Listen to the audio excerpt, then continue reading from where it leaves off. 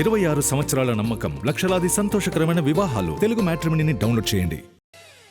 కొన్నేళ్లుగా summer season ని చేతిలో వదిలేస్తున్నారు మన మేకర్స్. కారణం ఏదైనా కానీ హాలిడేస్ ని క్యాష్ చేసుకోవడంలో దారుణంగా విఫలమవుతున్నారు. 3 ఏళ్లుగా సమ్మర్ అంతా ఖాళీగానే వదిలేస్తున్నారు. కానీ 2027 మాత్రం సీన్ మరోలా ఉండబోతోంది. వచ్చే ఏడాది వేసవి బాగా కాస్ట్లీగా ఉండబోతోంది.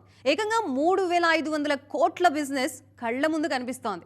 మరి అదేలాగో ఎక్స్క్లూజివ్గా చూద్దామా? సమ్మర్ సీజన్ అంటే ఒకప్పుడు పెద్ద సినిమాలతో కళకళ్లాడిపోయేది. కానీ 2-3 ఏళ్లుగా ఐపీఎల్ పేరు చెప్పి అసలు సినిమాలు విడుదల చేయడమే ఆపేశారు మేకర్స్. ఈ ఏడాది కూడా పెద్ది మినహా పెద్ద సినిమాలేవీ సమ్మర్లో రాలేదు. మన సినిమాలు లేకపోయేసరికి ధురంధర్ 2, వీరభద్రుడు, దృశ్యం 3 లాంటి డబ్బింగ్ సినిమాలే ఈ సమ్మర్ను క్యాష్ చేసుకున్నాయి. 2027 సమ్మర్ మాత్రం అలా కాదు. చూస్తుంటే మోస్ట్ కాస్ట్లీయెస్ట్ సమ్మర్గా 2027 నిలవబోతుందనిపిస్తుంది. కొన్నేళ్లుగా సమ్మర్ సీజన్ వదిలేస్తున్న స్టార్ హీరోలు వచ్చే ఏడాది మాత్రం పట్టుకుంటున్నారు. 3 నెలల్లోనే 3,500 కోట్ల బిజినెస్ కళ్ల ముందు కనిపిస్తోంది. 2027 సమ్మర్ను మార్చి 5న స్పిరిట్తో ప్రభాసే రిబ్బన్ కట్ చేయబోతున్నారు. ఈ చిత్ర షూటింగ్ వేగంగా జరుగుతోంది.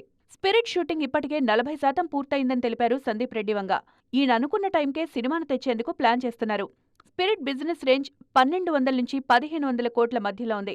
అలాగే ఏప్రిల్ 7న వారణాసితో రాజమౌళి రానున్నారు. ఈ మధ్యకాలంలో ఫస్ట్ టైం వాయిదాలు లేకుండా చెప్పిన తేదీకే సినిమా విడుదల చేసేలా ఉన్నారు జక్కన్న. వారణాసి బిజినెస్ రేంజ్ ఎలా ఉందో ప్రత్యేకంగా గుర్తు చేయాల్సిన పనిలేదు. అన్నీ అనుకున్నట్లు జరిగితే 2,000 కోట్లు ఈ సినిమాకు పెద్ద కష్టమేం కాకపోవచ్చు. అలాగే జూన్ 11న డ్రాగన్ రానుంది. 2027 సమ్మర్లో రాబోయే లాస్ట్ పెద్ద సినిమా ఇదే.